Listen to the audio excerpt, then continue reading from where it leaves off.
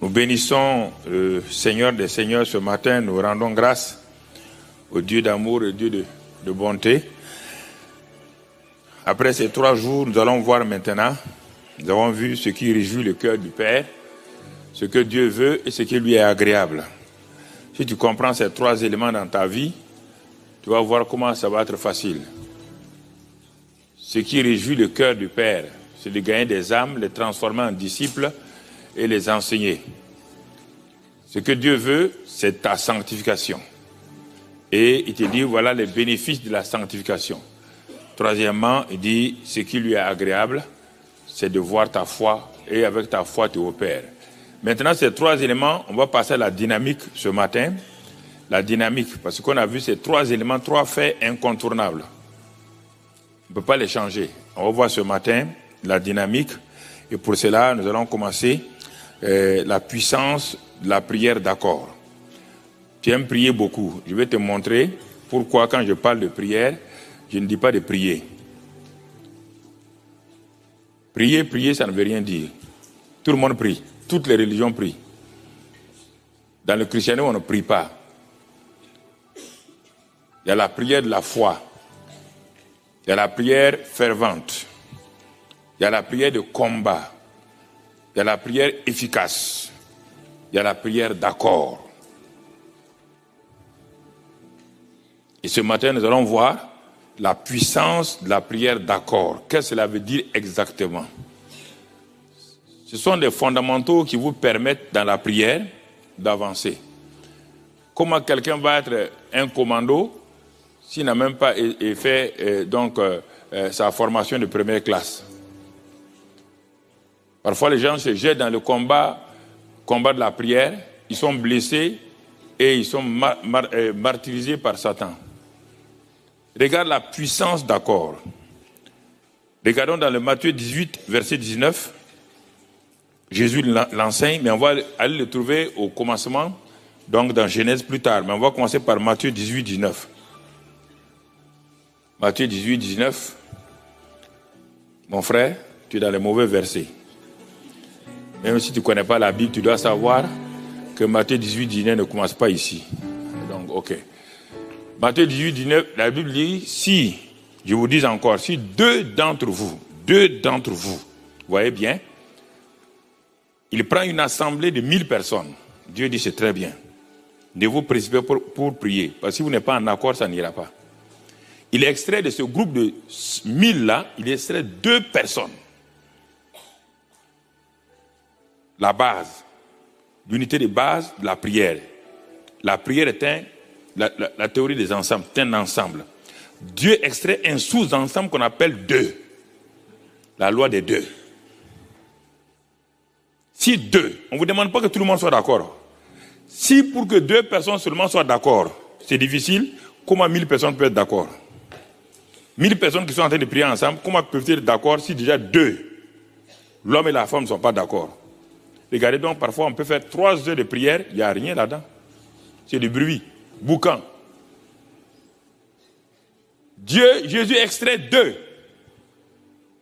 Je veux 2 personnes seulement. 2. Je ne veux pas 100, je ne veux pas 1000, je veux 2. Il dit, si 2 d'entre vous s'accordent sur la terre, parce qu'au ciel, il y a toujours un accord, il n'y a aucun problème dans le ciel. Celui qui crée les désaccords au ciel a été licencié. Au ciel, il y a la paix, il y a un accord total. Dieu dit, ne vous inquiétez, pour moi, il n'y a pas de problème. Vous dites, ah papa, bon Dieu, Dieu dit, ce n'est pas à mon niveau qu'il y a des problèmes, c'est à votre niveau qu'il y a des problèmes. C'est à votre niveau qu'il y a des problèmes, ce n'est pas à mon niveau. Nous, au ciel, tout le monde est d'accord maintenant. Depuis qu'on a chassé l'autre, on est d'accord. Mais c'est sur la terre là, si 2 d'entre vous sur la terre, c'est bien précisé, s'accordent. Ah, ça veut dire que ce n'est pas automatique. C'est pourquoi il a mis le si ici. S'ils s'accordent, et ils s'accordent pour faire quoi? Il y a un sujet d'accord. On revient au verset. Ils s'accordent pour faire quoi? Ils s'accordent sur quoi? On ramène le verset.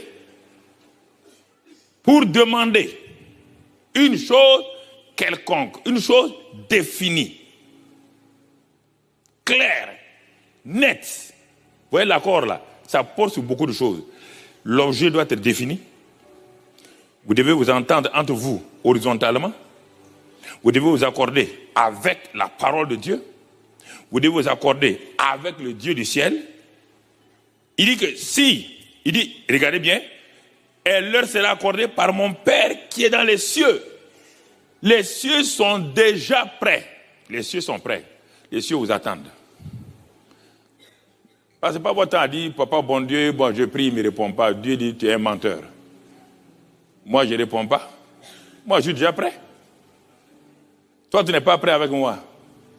Tu n'es pas prêt avec tu n'es pas d'accord avec ma parole. Tu n'es pas d'accord avec ton frère. Tu n'es pas d'accord avec ta femme. Tu n'es pas d'accord avec ton mari et tu veux que moi je te réponde. Je dis si deux s'accordent sur la terre, s'accorder sur la terre, il y a plusieurs points d'accord. D'abord, cœur à cœur. Je ne peux pas prier avec quelqu'un avec qui que j'ai critiqué. Je ne peux pas prier et Dieu va m'exaucer. Jamais. Je ne peux pas aller demander à un pasteur, prie pour moi. Alors que je viens de diffamer le pasteur hier, Dieu dit, pasteur, prie, mais moi je ne réponds pas. Si deux s'accordent, on n'a pas dit Dieu prie, si deux s'accordent sur la terre, s'accordent entre eux, s'accordent avec la parole, parce que la parole est sur la terre, s'accordent avec la parole. Vous entendez? Le ciel dit, et s'ils ont un objet précis, d'accord. Ouais, 3 points. Les gens savent prier sans ces 3 points-là. Il dit, on va prier. Vous priez, il y a quoi? Il n'y a rien. Vous avez fait du bruit? S'accorde. Il y a 30 ans, j'ai appris ça à nos gens, j'ai appelé ça PSP, partenariat spirituel de prière. Ça a bouleversé tout. Les gens priaient, on ne voit pas beaucoup de résultats. Les gens sont frustrés. Pasteur, on ne sait pas, on prie, Dieu ne répond pas. Je suis allé m'asseoir, si on ne répond pas, si votre voiture, vous démarrez, ça ne fonctionne pas, il ne faut pas commencer à vous plaindre. Regardez bien qu'est-ce qui ne fonctionne pas. Est-ce que la batterie est bonne? Vous devez vérifier. Il ne faut pas vous dire non, mais je ne comprends pas, commencez à crier, non. Asseyez-vous et regardez. Si quelque chose ne fonctionne pas, ne cherchez pas ailleurs. Si votre téléphone ou votre torche ne fonctionne pas, ne cherchez pas. Ouvrez et regardez les piles. Si les piles sont mortes, vous avez beau appuyer sur le contact, ça ne marchera pas.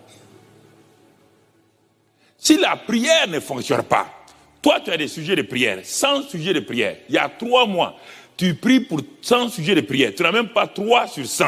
Sache que quelque chose ne fonctionne pas dans ta vie. Au niveau de Dieu, il n'y a aucun problème. Le problème n'est pas au ciel, le problème est sur la terre. On te dit sur la terre, dans l'église, dans la famille, c'est ça le problème. La terre là, c'est ça. Donc vous voyez? Alors, s'il n'y a pas ça, frère, quel dommage. Souffrance inutile. Un homme et sa femme prient, ils sont en désaccord. Ils désaccord dans le cœur. Dieu n'exauce pas la prière. Va voir dans 1 Pierre 3, 1 Pierre 3, 8, va voir là-bas. Déjà, on te dit là-bas, Pierre te dit, si l'homme n'honore pas sa femme, et la femme ne reconnaît pas son mari, il dit que vos prières là ne peuvent pas être exaucées. Il ne s'est pas dit, bon, moi je vais aller prier. Non, Dieu dit, l'homme doit honorer sa femme, et la femme doit se soumettre. Ça veut dire reconnaître son mari, et ensemble. Il dit, en ce moment, si vous vous mettez d'accord, il y aura la prière. Sinon, il y aura un blocage dans votre prière. La puissance de la prière, d'accord. Donc, nous comprenons ça. Alors, il dit, mon père est disposé, hein. Mon père a de grandes choses pour vous. Il a de grandes choses, très grandes choses pour vous, pour votre destinée, tout. Bon, pour comprendre ça, on va retourner dans Genèse. Toute chose trouve ça, son commencement à la Genèse. Genèse veut dire commencement. Allons au commencement. C'est le principe d'accord se trouve dans toute la Bible. La Bible dit que toute vérité se base sur 2 témoignages. On va voir s'il y a un autre témoignage. Ça, c'est le Fils qui a parlé. Allons voir l'attitude du Père. Parce que le principe d'accord fonctionne dans le négatif comme dans le positif. Si vous accordez négativement, vous pouvez faire du mal. Si vous accordez positivement, vous pouvez faire du bien. Donc le principe d'accord, c'est un principe. C'est une loi. Si tu obéis au principe là, la loi là va fonctionner. Regardons dans Genèse 11, et dans ce passage de Genèse 11, on va découvrir quelque chose que Dieu même nous révèle. Dieu même nous révèle. Toute la terre avait une seule langue et les mêmes mots. Vous entendez? Toute la terre avait une seule langue et les mêmes mots. Comme ils étaient partis de l'Orient, ils trouvèrent une plaine au pays des Shinéars et ils y habitèrent. Écoutez maintenant, ils se dirent l'un à l'autre, ils se sont assis. Ils se dirent l'un à l'autre, allons, faisons des briques et cuisons-les au feu. Et la brique leur servit de pierre et le bitume leur servit de ciment. Quel est leur but? Ils sont en train de se mettre d'accord. Quel est leur but? Écoutez leur but maintenant. Vous allez voir le principe d'accord, négativement et positivement. Ils dirent encore, allons, bâtissons-nous une ville et une tour dont le sommet touche au ciel. Et faisons-nous un nom afin que nous ne soyons pas dispersés sur la face de toute la terre. Écoutez quelque chose d'important. Des hommes se sont assis sur la terre. Vous voyez le fonctionnement? Dieu au ciel. Se sont assis sur la terre. Mais on va découvrir le principe négatif du principe d'accord. Ici, dans ce cas-là, ils ne veulent pas l'accord de Dieu. Mais ce principe que vous allez découvrir, déjà son principe, avant de parler, Matthieu 18, c'est la puissance de la prière d'accord. Ici, c'est le principe de l'accord. C'est pourquoi je suis revenu pour vous montrer d'abord le principe d'accord et ensuite on va aller dans la prière d'accord. J'ai commencé par Matthieu 18, 19 pour montrer la puissance de la prière d'accord. Mais d'abord, pour comprendre la puissance de la prière d'accord, il faut comprendre le principe d'accord. Regardez-le. Ils ont un but et ils s'accordent sur ce but-là. Ils ont aplani tous les problèmes. Ils ont une même langue, les mêmes mots. Il n'y a aucun désaccord dans leur langage. Donc tu comprends déjà. Si tu veux marcher avec quelqu'un, tu as un désaccord de langage, comment tu vas faire? Amos 3.3 dit quoi? Deux personnes peuvent-elles marcher ensemble sans être au préalable d'accord? Vous voyez le même principe encore. Dans leur langage, il n'y a pas de dispersion. Quand dans le langage de l'homme et de la femme, dans la famille, il y a opposition déjà, ça ne va pas, on te montre le principe d'accord ici. Le principe d'accord est dans le langage, dans l'attitude, dans tout.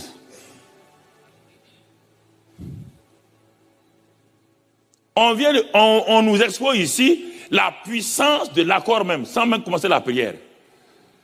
Même langage, même mot. Il n'y a pas de mots acerbes. Il n'y a pas de mots violents dans leur langage. Non? Le langage est important. Vous voulez prier? L'homme dit ça, la femme dit ça. Langage séparé, Dieu dit asseyez-vous. Il n'y a pas de principe d'accord encore. Ce n'est pas la peine de gaspiller votre temps. Mettez le principe d'accord. Langage, même langage. Même langage. Ils ont le même langage. Les mêmes mots.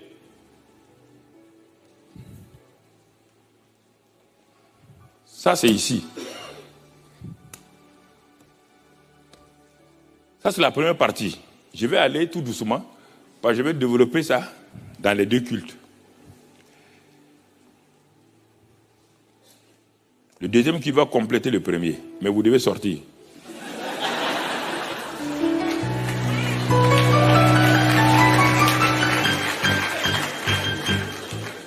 Regardez, frère. Non, j'insiste pour que ça rentre, parce que ce n'est pas une prédication. Une prédication, on va vite.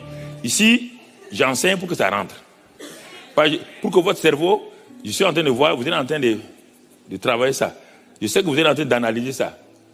De toute manière, même si vous analysez, mon frère, je vais vous double intégraliser. Tu connais double intégrale? Mathématicien, tu connais ça? Ok, très bien. Je ne parle pas aux littéraires, hein, je parle aux mathématiciens. Ils se disent l'un, allons, allons. Vous voyez bien, tout dans leur même détermination. Ils disent allons. C'est ça la prière. La prière est précédée par ces choses-là. Ils sont déjà passionnés. Passionnés pour le but. Ah non, on va aller prier, on ne sait pas ce que Dieu va nous faire. Sans passion. Allons. Même langage, même mot. Allons, même détermination. Allons. Ça veut dire que nous voulons atteindre ce but-là. Ils ont un but bien fixé. C'est pourquoi quand je conduis les réunions de prière chez nous, je ne commence pas à prier. Je m'enseigne d'abord, j'enseigne les gens 30 minutes au moins. Sur la prière qu'on va faire aujourd'hui. Je n'enseigne pas. Pourquoi les disciples ont dit à Jésus, enseigne-nous à prier. Il n'a pas dit, prions. J'enseigne d'abord la prière et ensuite on fait la prière. C'est différent. Voyez là. Regardons. Quand ils ont dit cela, regardons la réaction de Dieu, verset 5, sur le principe d'accord. L'Éternel descendit. Dieu ne descend jamais de son trône. Pour la première fois, Dieu va descendre. Dieu est obligé de descendre. Quelque chose se passe sur la terre. Dieu dit, je ne peux pas rester au ciel. Quelque chose, les anges disent, mais pourquoi papa, bon Dieu, veut descendre? Mais tu peux rester du ciel quand il y avait les ténèbres. Écoutez-moi très bien. Genèse 1, 2. Il y avait les ténèbres sur la terre, sur la surface de la terre. Dieu n'est pas descendu. Il est resté sur son trône, il a envoyé la parole. Le Saint-Esprit est venu, la parole est partie. Lui-même, il s'est assis là. Mais ici, c'est différent. Ça, c'est les hommes. Vous entendez? Les hommes sont très importants. Les hommes sur la terre peuvent créer des problèmes de tout genre. L'Éternel descendit. Regardez le terme. Pour voir, est-ce que quelque chose est caché à Dieu? Non. Est-ce que Dieu me paraissait au ciel voir tout? Oui. Mais pourquoi on dit il descendit pour voir? Il sait que là où il y a un accord, c'est difficile. Négativement comme positivement. S'il y a un accord, c'est très difficile. Il descendit pour voir la ville et la tour que bâtissaient les fils des hommes. Que voulez-vous bâtir dans votre vie? Vous voulez que Dieu voie? Vous voulez que Dieu s'intéresse à ce que vous faites? N'allez pas prier pour prier.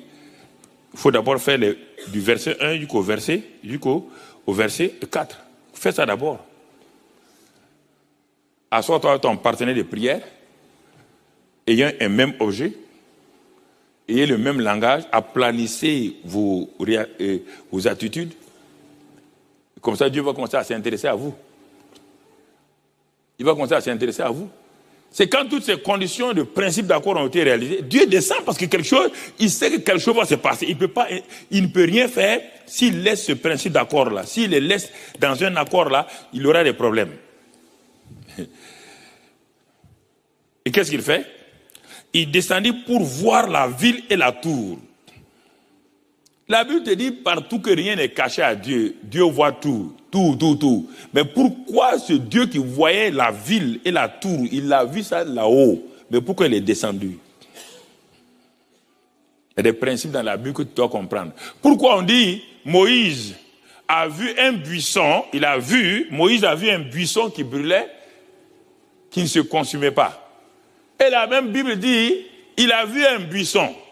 Il voit un buisson qui est en train de brûler, et la Bible dit, Moïse se détourna pour voir. C'est la même chose ici. Il a vu, mais pourquoi il s'est détourné? De quoi il s'agit? Il y a deux mots là. Il y a le mot vue physique et spirituel. Moïse voit. On dit c'est détourné. Est-ce qu'on peut voir du dos? Non, on n'a pas de, Moïse a donné le dos au buisson. Il a vu bien le buisson. Mais il s'est détourné pour voir. Qu'est-ce qui s'est passé? Il y a deux éléments ici. Il y a la vue et la vision.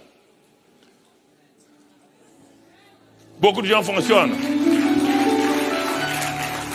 C'est pourquoi on dit on ne marche pas par la vue, on marche par la foi. La foi et la vision sont liées. La vue et les perceptions et les 5 sens sont liés. La vue fait partie des 5 sens. Elle est avec le monde matériel. Moïse a vu le monde matériel, il s'est détourné pour voir. Quelle est cette phrase-là? Tu vois et tu te détournes pour voir? Ça ne veut rien dire. Mais spirituellement, il faut comprendre. Dieu a vu. C'est pourquoi il est descendu pour voir. Il a déjà vu. Ça veut dire quoi? Tu veux que Dieu t'intéresse à ta prière? Vous voulez que Dieu t'intéresse à votre prière d'église? Et cette attitude-là. Si vous n'avez pas cette attitude d'église, Dieu ne s'intéresse pas à la prière d'église. Vous pouvez faire du bruit, ça ne dépasse pas le plafond. Dieu descend. Quand? On va le voir. Pourquoi le Saint-Esprit est descendu le jour de la Pentecôte? Pourquoi il n'est pas descendu avant? Tout le monde parle du jour de la Pentecôte. Le jour de la Pentecôte est une fête. Le Saint-Esprit n'est pas descendu sur les pentecôtistes, il est descendu sur 120 personnes. Le jour de la Pentecôte, il y avait plus de 10 000 personnes au même lieu. Il y avait des gens qui étaient en bas, les pentecôtistes qui sont venus faire la fête, et les 120 qui n'attendaient pas, qui ne venaient pas à la fête. Et ils attendaient quelque chose. Quand le Saint-Esprit est descendu, les pentecôtistes riaient. Riaient de ceux qui venaient de recevoir le Saint-Esprit. Je ne parle pas de dénomination.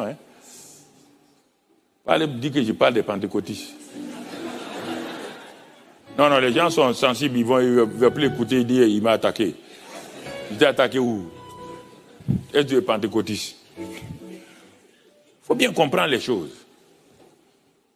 Quand vous lisez la Bible, laissez le Saint-Esprit vous expliquer. Jésus a dit quand le Saint-Esprit viendrait, il va vous expliquer tout. Et toi, tu ouvres la Bible seulement et tu commences à dire, bon, toute la terre avait une seule langue et les mêmes mots. Comme ils étaient partis de l'Orient, ils trouvaient une plaine au pays de Chinéa. Ils avaient, vraiment, Seigneur. Chinéa. On dirait que c'est des Chinois qui sont là. Non. C'est pas comme ça qu'on lit la Bible, s'il vous plaît. Le Saint-Esprit qui est en vous, c'est le maître, c'est le professeur. C'est le révélateur. Il faut que tu révèles. Il dit la révélation de tes paroles est claire. Elle donne l'intelligence au simple. C'est la révélation qui est claire, pas la lecture. La lecture de la Bible n'éclaire pas les gens. Les gens disent on va lire la Bible en 300 jours. Quand tu as fini de lire, tu as eu quoi? Lire la Bible en 300 jours, ça veut dire quoi? On te dit médite, on n'a pas dit de lire. Méditer. J'ai fait ma lecture biblique. Et tu as eu quoi? Dis-moi ce que tu as lu là. Tu as oublié même. Ce que tu as lu ce matin, tu as déjà oublié. Tout ce qui ne passe pas dans la méditation, dans la pensée, dans le cœur et tout, est oublié. Dieu est descendu pour voir. Et voilà ce que Dieu va dire. Écoutez maintenant, sur le principe d'accord. Il va parler. Il dit, voici, verset 8 et 6, il forme un seul peuple. Dieu de sa propre bouche nous montre maintenant comment c'est important. Il forme un seul peuple. Ah? Donc, quand nous devons prier, nous devons former un seul peuple. Vous allez voir ces mêmes mots-là à la Pentecôte. Vous allez voir ces mêmes mots-là dans Acte 4. Vous allez voir ces mêmes mots-là. Et toujours, c'est quand ils sont ensemble, ils forment que Dieu agit. Il forme un seul peuple. Dieu dit qu'il forme un seul peuple. Et ont tous une même langue. Ça, c'est le principe d'accord. Que ça soit négatif ou positif. C'est ça. Ça, c'est important. Donc, tu veux que Dieu agisse. Tu as un groupe de prière. Ou bien tu as une cellule. On te dit d'aller prier. Vous partez là-bas en cacophonie. Vous vous asseyez. Parce que vous êtes 10. On dit que Dieu a dit, là où 2 ou 3 sont assemblés. On dit assemblée. Tu connais bien le mot assemblée? Est-ce qu'on a dit que là où 2 ou 3 sont assis côte à côte? Les gens ont dans leur tête, ils prennent les versets de la Bible, ils prennent le Larousse, ils mettent ensemble. Ça et la roue, ça ne va pas ensemble. On n'a pas dit si deux sont assis côte à côte.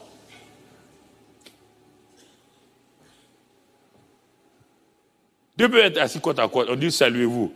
Et celui qui est assis à droite, il ne veut pas saluer celui qui est à droite, il va saluer celui qui est à gauche. Ils sont côte à côte, mais ils ne sont pas ensemble. Ils sont côte à côte, pas ensemble. Toi, tu viens au culte. On dit on va prier aujourd'hui. Toi, tu rentres par cette porte. Quand tu vois ton frère que tu n'aimes pas beaucoup, il passe par l'autre porte. Et vous asseyez, on dit de prier. Vous allez prier quoi? Tu refuses de rentrer par la même porte. Il y a des choses simples que les chrétiens sont fatigués. Oh, non, on va. C'est pourquoi ça ne marche pas. Dieu dit, ils sont un seul peuple, un seul peuple. Écoute-moi, un seul peuple, un seul cœur. Et il dit, lui-même répète les mêmes mots du verset 1. Dieu même répète les mêmes mots là. Ça veut dire, il montre comment est important le principe d'accord. Ils forment un seul peuple et ont tous une même langue. Et regarde ce que Dieu va déclarer. Il te déclare une vérité ici que tu dois comprendre. Et qu'est-ce qu'il dit? Qu'est-ce qu'il a? Et du moins c'est une même langue. Et c'est là ce qu'ils ont entrepris. Maintenant, Dieu parle. Maintenant, il dit rien ne les empêcherait de faire tout ce qu'ils auraient projeté. Prends ces passages-là et toute ta vie est transformée. Dieu dit un seul peuple, un même langage, tout. S'ils décident ce qu'ils vont entreprendre là, rien ne peut les empêcher pour tout ce qu'ils vont faire. C'est ça qui est la barre de la prière. Rien. Rien ne peut les empêcher pour ce qu'ils vont faire. Écoute, ça veut dire quoi? Dieu est en train de dire, ils ont entrepris de faire quoi? De bâtir une tour, une ville. Et deuxième chose, de bâtir une tour qui va aller où? Dieu te dit, voici des hommes sur la terre. De la même manière, ils sont déterminés là. Ils vont bâtir, si je ne les empêche pas, ils vont bâtir la tour d'un jour. Pour qu'ils ne puissent pas le bâtir, il faut qu'il y ait quoi? Division. Tu comprends maintenant pourquoi quand vous voulez prier, Satan vient vous diviser. Quand il y a division, il n'y a plus de résultats. Regarde ça. Regarde.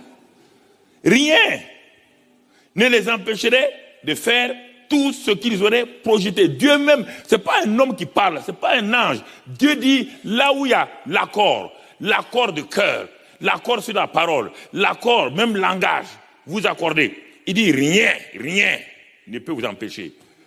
Et vous dites, vous avez prié, Dieu vous a pas exaucé, mais est-ce qu'il y a cet accord-là?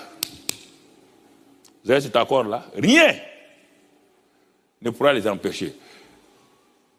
Toute prière doit commencer par un enseignement. Si vous voulez prier à deux, vous devez vous asseoir.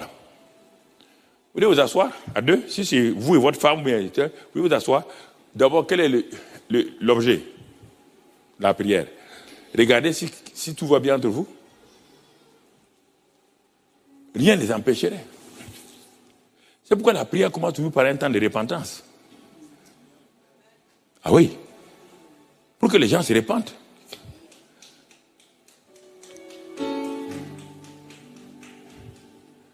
Tu applaudis pourquoi? Je ne sais pas, hein. Les gens croient, quand on prêche, ils voient les autres. Il est en train d'applaudir pour quelqu'un d'autre, il est en train de penser. Lui, il ne se répand jamais, mon mari ne se répand jamais. Moi, je ne suis pas en train de prier, je ne prêche pas pour ton mari, je prêche pour toi-même.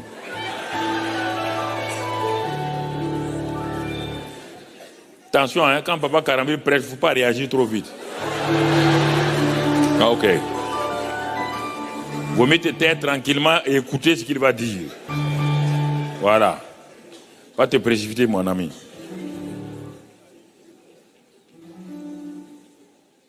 Regardez ce que Dieu dit. Dieu, un Dieu tout-puissant. Oui, il est tout-puissant dans sa nature. Mais face à l'homme, Dieu n'exerce pas la puissance comme ça. Parce qu'il a donné à l'homme une autorité, une position aussi. Regardez ce que Dieu a fait. Maintenant, Dieu a un problème. L'accord là. L'accord est là. Le principe d'accord est là. Qu'est-ce qu'il doit faire quoi? Il dit allons. Il dit à qui? Et regardez, Dieu dit allons. Il dit à toute la divinité, c'est-à-dire il dit aux anges, allons, descendons. Dieu met un problème. Il n'a pas dit je vais descendre, hein. Il dit allons, descendons. Les gars, on va descendre. Parce que ceux qui sont en bas là, c'est moi qui les ai créés, hein. Je sais de quoi ils sont capables quand il y a l'unité. Quand il y a le même langage, ils sont capables de tout. Négativement comme positivement. Mais regardez l'homme. Regardez les scientifiques, quand ils ont un projet, ils s'asseyent, ils balayent tout ce qui peut empêcher le projet, et puis ils arrivent à un accord. Mais il n'y a que les chrétiens qui refusent ça. Regardez dans tous les domaines. Quand quelqu'un veut créer une entreprise, ils s'asseyent d'abord. Ils mettent tout ensemble, tout. Quand ils ont fini, ils créent l'entreprise, ils s'en vont. Mais les chrétiens veulent aller rapidement, sans la base. Ça ne peut pas marcher. Ça ne peut pas marcher. Il y a une maladie qui est apparue. Donc, on a besoin de toutes les ressources. On a besoin des techniciens. On a besoin des chimistes. On a besoin, et ils viennent ensemble. Mais dans un premier temps, il y a une cacophonie. Mais au fur et à mesure qu'ils savent que le but est là, ils vont faire quoi? Chacun va mettre de côté ces petits problèmes et le chimiste va dire, je vais faire ça. Le médecin va dire, moi je vais faire ça. Le pharmacien dit, je peux faire ça. Le laboratoire dit, je peux faire ça. Ils mettent et c'est en ce moment-là, ils sont en train de viser un but. Et au bout de quelques temps, ils ont inventé le produit. Mais les chrétiens ne veulent pas s'entendre, ils veulent prier pour avoir des résultats. Mais ça, c'est quelque chose qui ne va pas. Ils croient que la prière est une magie. Il suffit de venir prier. Ah, Dieu, tu vois, on est là, hein? On est là. Dieu, oui, vous êtes là. Et après? Ah ben, mais Seigneur, tu dois nous répondre. Non, je ne te réponds pas. Quand tu dis à ta femme ce matin avant de sortir, ta femme fait partie du même corps que toi. Si le pied est refusé de sortir ce matin, est-ce que le bras peut être là? Ta femme est un pied, toi tu es un bras. Toi tu veux venir et faire des choses sans ton pied. Tu peux venir? C'est des choses simples que vous oubliez. Vous croyez que la vie chrétienne là, c'est... Non. C'est tout un mécanisme, c'est un corps. Allons, descendons, et là confondons leur langage. Dieu vous montre ici. Si on arrive à confondre leur langage là, ils n'arrivent plus à se comprendre là, c'est fini. C'est ça que Satan va prendre plus tard. Vous dites, ok. Chaque fois, donc ça veut dire que si ton propre peuple là s'est réuni pour parler, je vais les confondre en leur donnant des langages, choses. Vous voulez prier là, chacun est en train de prier. Regardez bien quand on veut prier. On dit de prier, frère, élevez la voix. Certains disent, Seigneur, tu vois, le chocolat est trop chaud, il faut... L'autre dit, Seigneur, ma femme, là, il faut la changer. L'autre dit, non, Seigneur, mais il faut me trouver un travail. Oh, papa, je veux un mari, je veux une femme. Mais comment une cacophonie comme ça, là? Ça, c'est prière. Chacun est en train de défendre de prier. Quand on dit Amen, chacun dit Amen. On ne sait pas pourquoi chacun a dit Amen. On dit, oh, non, chacun a dit son Amen. Hein? Comme c'est dans le ventre, là, on ne sait pas. Chacun a dit son Amen. Ça ne marche pas. Il faut apprendre ce que je vous dis là. C'est la prière. Ça, c'est le niveau, le béaba de la prière chez vous à la maison. Ça, ce n'est pas dans l'église même. Hein? Ça, c'est déjà chez vous à la maison. Ce que je vous dis là. Si vous voulez avoir un partenaire de prière, il faut que vous allez sur ces bases-là. Alors, vous voyez? Maintenant, nous allons tout juste faire une application rapidement, comme je vous l'ai dit. C'est assez long, c'est un enseignement que je fais assez long. Je l'ai commencé même à Ouara. Je l'ai déjà enseigné plusieurs fois, mais je reviens sur ça régulièrement en l'approfondissant. Parce que souvent, il y a des nouveaux dans l'église, ils ne comprennent pas ce qui doivent prier. Bon, c'est très bien, mais il faut On va prendre un cas pratique sur le principe d'accord. On va prendre le cas d'Abraham et de Sarah. Tout le monde dit, Abraham, c'est le père de la foi. Allons-y, ok. Ça, c'est la fin. À la fin de sa vie qu'on appelle Abraham, père de la foi. Au début, il n'est pas père de la foi. Abraham n'est pas le père de la foi. Dans Josué 24, il est dit Abraham était un adorateur d'idoles parce qu'il était élevé dans une famille d'adorateurs d'idoles, l'autre côté du fleuve, dans Josué 24. Et regardons maintenant sur quoi le principe d'accord peut s'appliquer sur Abraham et Sarah. On va prendre cela dans Genèse 11 d'abord. On va aller dans Genèse 11, verset 29. On a vu le principe avec les gens avec la tour de Babel. Ils n'ont jamais pu construire la tour parce que on a confondu leur langage et tout, ils n'ont pas pu construire. S'il n'y avait pas eu ça là, ils allaient le faire.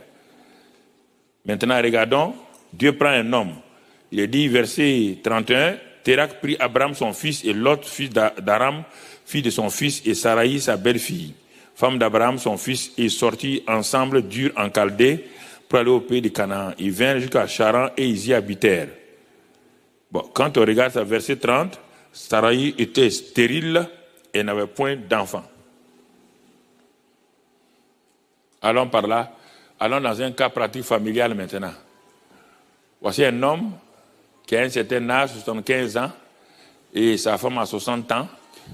Dieu a un projet pour eux. On va voir le principe d'accord. Même quand Dieu a un projet pour vous. Dieu a un projet pour votre famille, mais pourquoi ça ne marche pas? Dieu vous a donné des révélations, mais pourquoi ça ne marche pas? Les prophètes vous ont donné des prophéties, pourquoi ça ne marche pas? Vous croyez que c'est automatique? Dieu même ici, là, le grand prophète Dieu, là, le prophète des prophètes, va parler à un couple. Et il faut 24 ans avant que ça ne se passe. Pourquoi? Le principe d'accord n'est pas là. Vous allez le voir pas à pas. Ah oui, on a prophétisé sur moi. Si on a prophétisé sur toi, tes problèmes vont commencer. Oh oui. C'est pas automatique. Sa femme était stérile. Regardez la grande parole que Dieu a. S'il y a une parole prophétique, la plus grande parole prophétique, c'est ce qui est là, Genèse 12. L'Éternel dit à Abraham, Abraham qui? L'homme qui n'a pas d'enfant. Sa femme est stérile. Vous entendez? C'est un constat. C'est un constat. Sa femme, on n'a pas dit Dieu l'a rendu stérile. Hein? Sa femme est stérile. C'est un constat. On constate. C'est une réalité. Alors que la réalité et la vérité ne sont pas pareilles. Ne confonds pas la réalité et la vérité. Voilà. L'Éternel dit à Abraham, va-t'en de ton pays, de ta patrie et de la maison de ton père, dans le pays que je te montrerai. Je ferai de toi une grande nation et je te bénirai. Je rendrai ton nom grand et tu seras une source de bénédiction. Je bénirai ceux qui te béniront et je maudirai ceux qui te maudiront et toutes les familles de la terre seront bénies en toi. Abraham partit comme l'Éternel lui avait dit et Lot partit avec lui. Verset 5, Abraham prit Saraï, sa femme, et Lot, fille de son frère.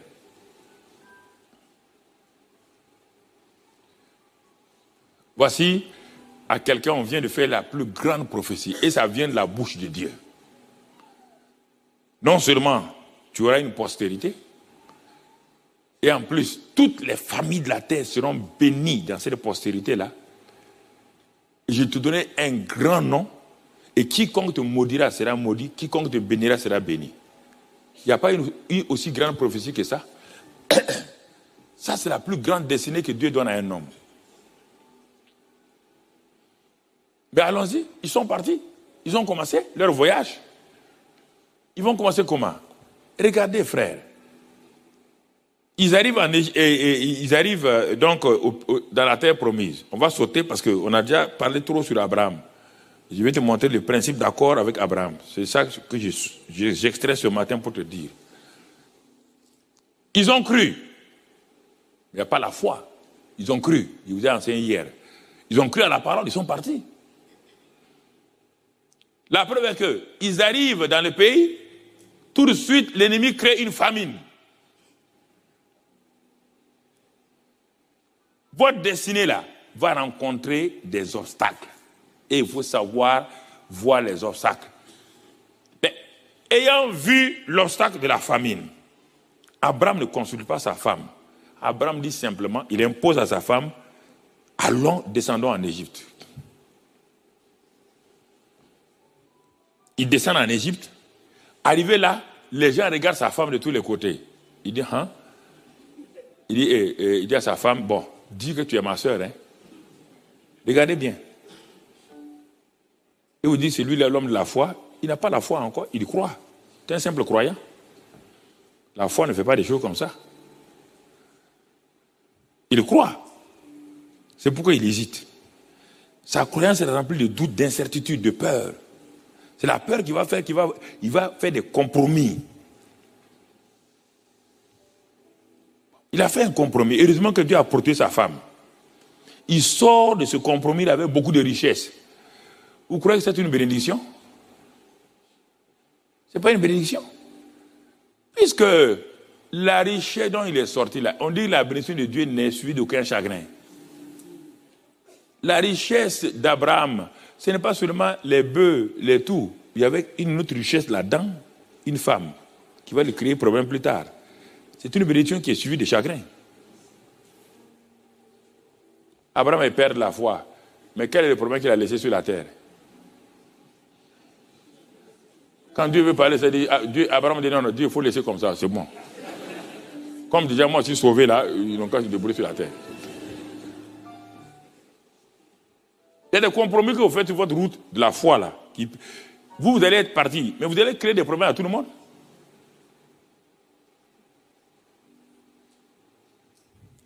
Ils reviennent. Le gars, partout où il va, il a des victoires. On enlève, il se sépare de l'autre. Vous voyez bien? Il a pratiqué la sanctification. Séparé. On a vu ça. C'est séparé de l'autre. L'autre, c'est la chair, le voile. L'autre veut dire voile. C'est séparé de tout ça. Je vous fais le résumé des 3 jours de message sous une forme ici. Il s'est séparé de l'autre. Séparation. Quand il s'est séparé, Dieu lui dit, regarde maintenant, regarde la vision que je te donne. Il a vu la vision illimitée. Les 4 points cardinaux, il n'y a pas de limite.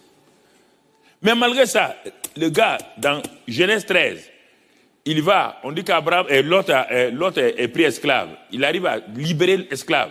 Et quand il fait ça, Dieu vient en personne, Melchisedec, pour bénir Abraham. Et il lui donne le vin et le pain. Regardez bien. C'est pourquoi Jésus dit, Abraham a vu avant. On dit, mais avant, toi? Il dit, mais oui. Il a vu sous quel nom? Melchisedec. Abraham l'a vu. Le pain et le vin, il a donné. Abraham lui a donné la dîme de tout. La dîme de tout. Toi, avare, là, on dit que la dîme, c'est l'Ancien Testament. Est-ce qu'Abraham était sous la loi? Est-ce qu'il y avait la loi? Hein? Tu ne connais même pas la Bible. C'est pourquoi tu me réponds comme ça. La loi est venue quand? Combien d'années plus tard? La loi est venue avec qui? Entre Moïse et Abraham, il y a combien d'années? Bon, ok, très bien. Donc tu vois, frère, quand les gens sont avant, dès que la dîme, c'est pour l'Ancien Testament. Si la dîme, c'est pour l'Ancien Testament, si c'est ça, l'Ancien Testament dit tu ne voleras pas. Va voler. Tu sauras si c'est l'Ancien Testament ou c'est le Nouveau Testament.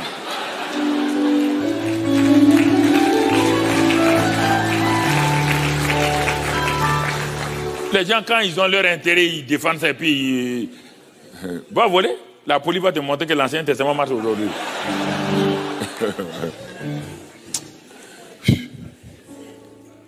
Bon, on va aller rapidement. Mais si je résume, Genèse 15, Abraham est découragé. Il dit, mais Dieu, tu m'as promis un enfant. Je suis là sans enfant. Dieu dit, ok, sors. Il sort. Dieu lui montre la nuit les étoiles. Il dit, regarde, compte-les, si tu peux les compter. Il dit, Abraham les compta. Et il crut. Et cela lui fut imputé. Donc Dieu lui a ouvert un compte au ciel. Il a fait une imputation comptable. Il lui a ouvert un compte, il lui a donné ça. Il dit, tout ça là, c'est pour toi. Donc Abraham et Dieu sont d'accord. Le principe d'accord. Abraham et Dieu sont d'accord. Dans Genèse 15. Maintenant, sur la terre là, il faut que Abraham et sa femme soient d'accord. Écoutez-moi maintenant. Enfin, Abraham, il dit, Dieu le lui imputa à justice. Il eut confiance en l'Éternel qui le lui imputa à justice. Dans Genèse 15, tu trouves ce passage-là. Maintenant, il quitte le lieu où il était avec l'assurance. Entre Dieu et lui, sans problème. Mais il faut maintenant, horizontalement sur la terre, qu'il aille voir sa femme. Au moment où il part pour voir sa femme, puisque ce sont deux qui s'accordent sur la terre, que s'il demande le ciel. Donc le gars, il est sûr que Dieu lui a donné un enfant. Il va expliquer à sa femme, ne t'inquiète plus. Malgré notre âge là, avant qu'il n'ouvre sa bouche, Satan a déjà couru, aller dire à Sarah autre chose. Genèse 16. Lis le verset premier. Dès qu'Abraham rentre, avant qu'il n'ouvre sa bouche, sa femme lui dit, l'Éternel m'a rendu stérile. Est-ce qu'il peut avoir un accord? Il peut avoir un accord?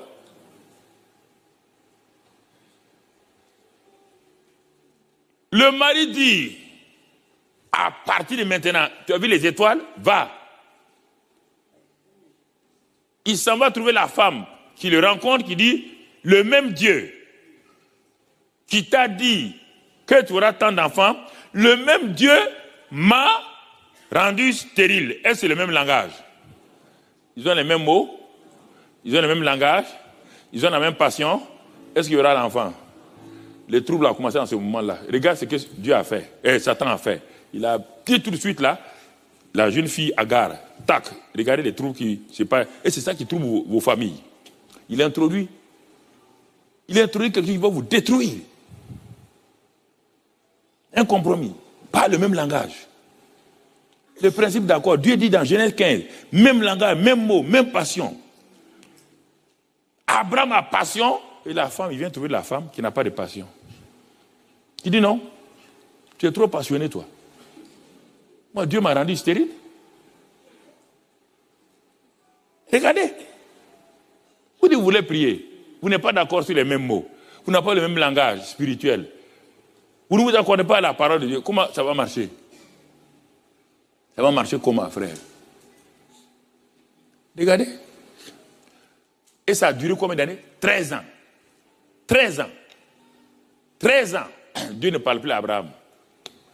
Abraham s'est contenté de son fils Isaac et Ismaël.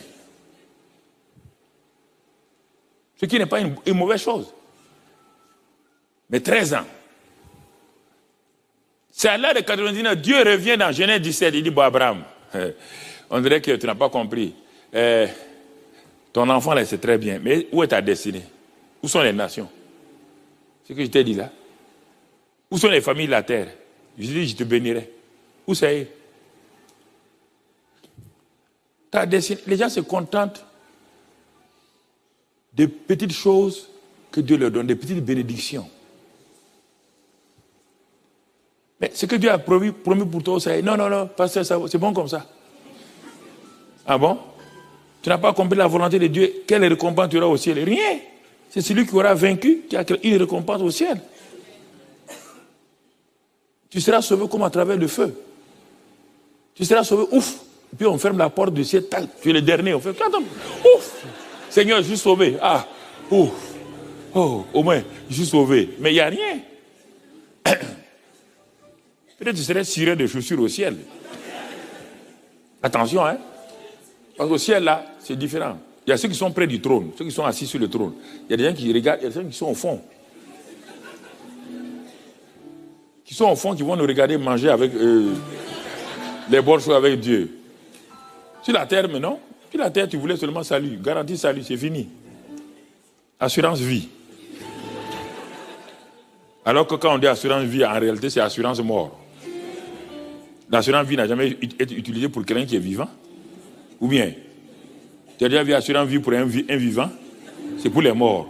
Donc on dit assurance mort. Comme ils sont intelligents, s'ils mettent assurance mort, personne ne va prendre. Ils ont assurance vie.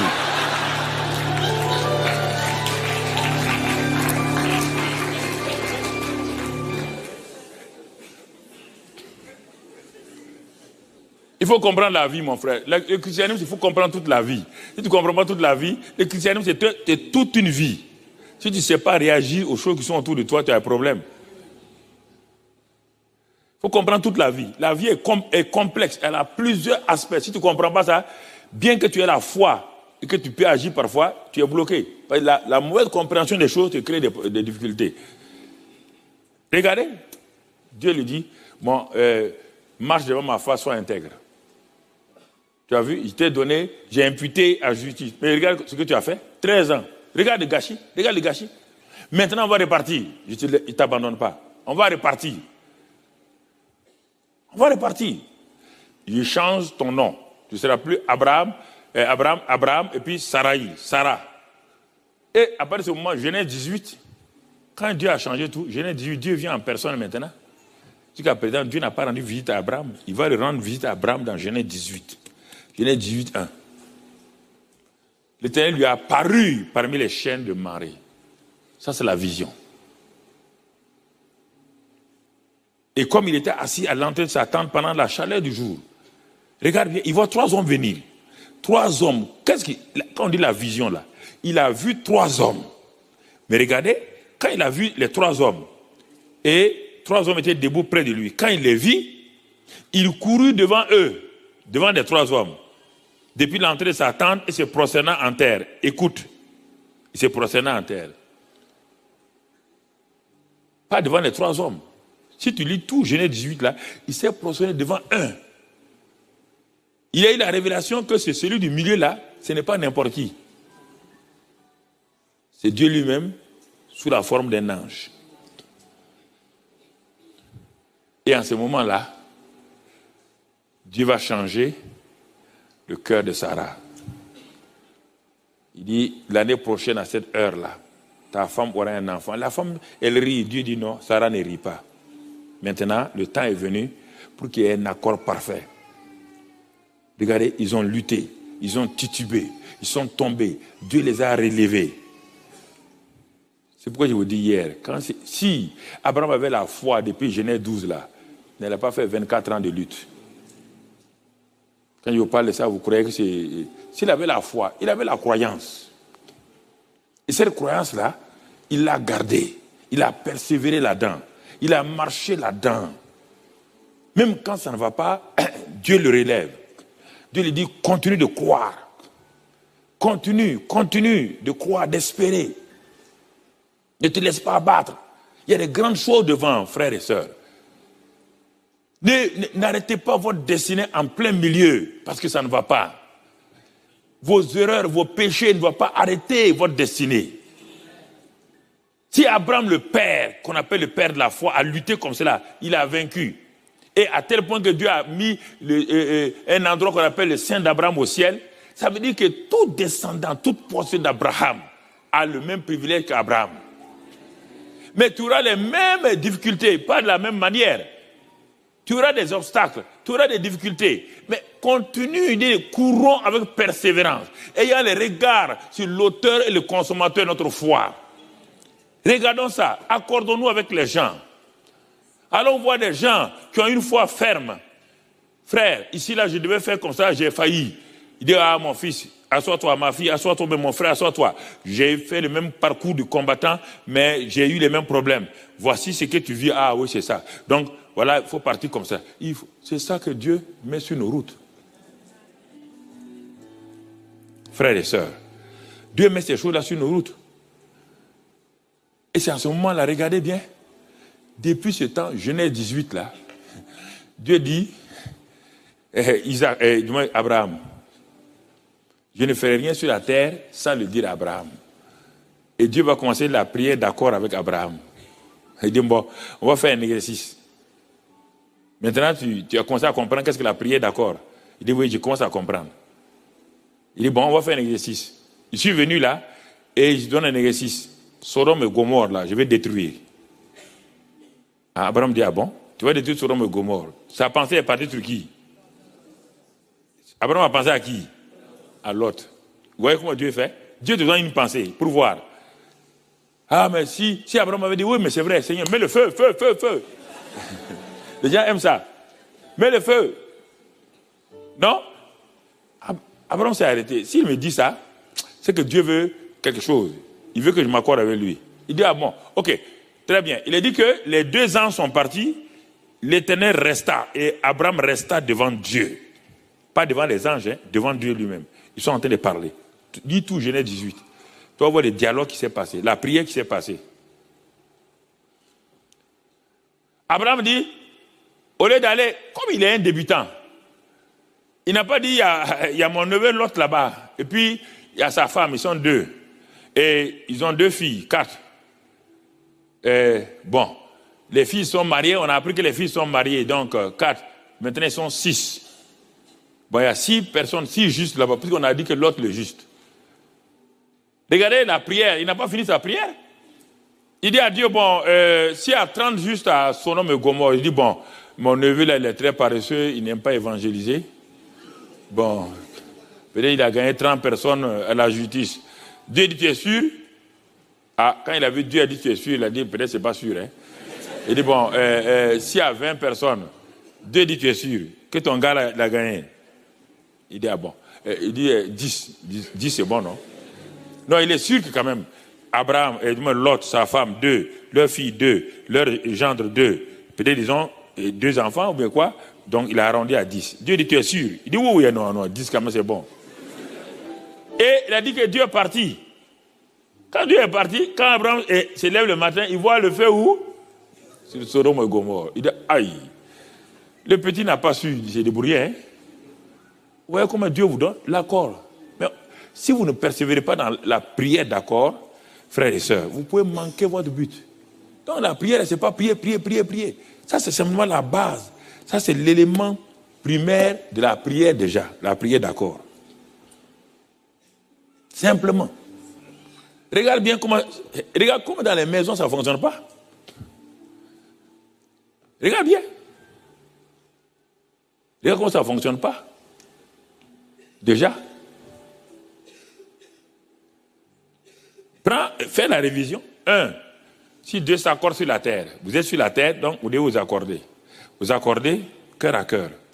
Avant de prier, ah chérie, je t'ai fait ça hier, ce n'était pas bien, mais tu m'as fait ça. Si c'est un homme et une femme, tu demandes pardon, vraiment, pardonne-moi cette attitude-là ou cette parole-là, tout. Et la femme aussi parle.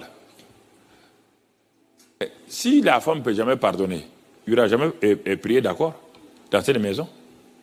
Ah oui, mais si tu savais ce que mon mari m'a fait, je ne peux pas oublier. Si tu ne peux pas oublier, oublie la prière d'accord. Oublie aussi la prière d'accord. Non, tu vas oublier la prière d'accord. Si tu ne peux pas oublier, oublie la prière d'accord. Ça ne marchera jamais. Il faut voir, c'est des points de prière que tu dois prendre. Et regarde-moi. Et ensuite, maintenant, quel est votre but? Vous voulez voir? C'est telle chose. Mais est-ce que ça est dans la Bible? Est-ce que Dieu a promis ça? Oui, Dieu a promis. Bon, ok. Donc, nos cœurs, ensuite ce que Dieu a promis. Bon, voilà ce que Dieu a promis. On va se baser sur ça pour commencer à prier. Et la prière n'est pas automatique. Il dit par la foi et la persévérance. Au cas où Dieu n'exauce pas aujourd'hui, continue à persévérer. Et quand tu vas persévérer, Isaac viendra dans ta main. Isaac est venu au temps convenable, oui ou non? Tu avais encore un problème entre Sarah et Abraham? Depuis ce temps-là, ils se sont accordés dans toutes choses. Et quand Dieu a dit que d'aller et livrer Abraham, mais est-ce que Sarah a dit non? Sarah a compris le caractère de Dieu, il a compris le principe de la prière d'accord, et ils ont dit qu'ils vont aller adorer qui? Aller livrer son fils sur le mont Morija. Abraham dit qu'il va aller quoi? Adorer. Il n'a pas dit qu'il va aller tuer son fils, il va aller adorer. Il va aller adorer. Regardez comment Dieu, il y a une harmonie maintenant. Prends ça et développe-le toi-même. Développe-le. Afin que la grâce de Dieu soit avec toi. Père, je prie maintenant pour tous ceux qui sont en contact avec nous. Je te prie afin que ce principe de la prière d'accord soit une réalité dans nos vies, dans nos familles, dans nos églises, dans nos assemblées, et que tu nous conduises toi-même. Merci pour ta grâce et ta fidélité. Merci pour tous tes bienfaits pour ce peuple. Tu as donné ce message, cette semence dans leur cœur. Donne-leur de la compréhension spirituelle. Donne-leur que la prière elle-même est importante, mais sans l'accord, il n'y aura jamais de résultat.